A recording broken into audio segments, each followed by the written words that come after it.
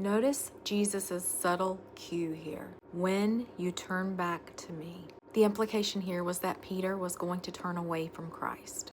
However, Jesus uses the term when because he knew Peter was his child, and he knew that he would turn back and come back home just like the prodigal after he had betrayed him. Notice Jesus' subtle cue here. Woe to the man by whom he is betrayed. The implication here is that Judas was going to turn away from Jesus. But Jesus doesn't use the word when, he uses the word woe. This is because Judas was never Jesus' son, and he wasn't going to return like the prodigal. The difference between Peter and Judas is that Judas was a part of the purpose, and Peter was a part of the journey.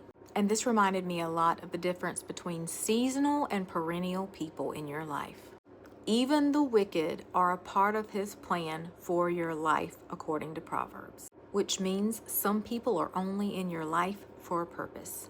Often when that purpose has been completed, they're removed. And some people, like Peter, are perennials. They are meant to be a part of your life's journey.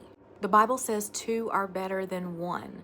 Relationships are meant to be profitable, but not when you mistake the permanent for the periodic. When we get our Peters and our Judases mixed up. Notice the subtle cue here.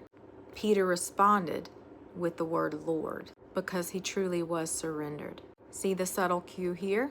Judas responds with rabbi or teacher because he was only there for the lesson. Details are in the discernment.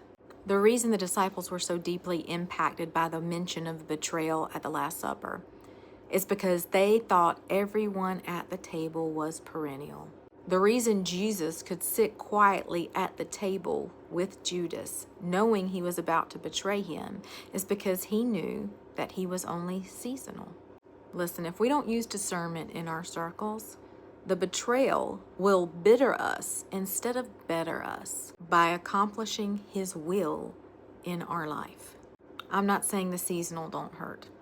But what I am saying, if we want to be in God's will, we have to understand that everyone is not perennial, and that God does use even wicked people in your life to mature you, to strengthen you, to teach you, to give you wisdom. We may not like what Judas did, but he had a role to play that led to the cross. And every difficult person, every hardship, every betrayal in your life is sometimes doing the same.